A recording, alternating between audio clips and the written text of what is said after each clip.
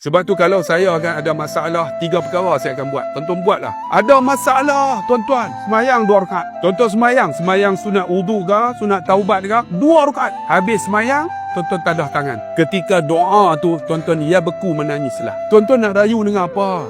Kita ada masalah apa pun, bukan dengan manusia. Duit Allah bagi, rezeki Allah bagi, bukan manusia bagi. Manusia ni hanya penyebabnya. Kita tak ada duit. Banyak orang tuan-tuan bangun pukul 3 pagi. Nak meniaga nasi lemak. Nak cari rezeki. Lupa memberi rezeki. Tak semayang subuh. Allahu Akbar. Bangun pagi. Nak pergi jual. Nak meniaga, nak cari rezeki. Lupa. Dunia seisinya. Apa dia? Solat sunat subuh. Pahala dia dunia seisinya. Kita dengan Tuhan lupa.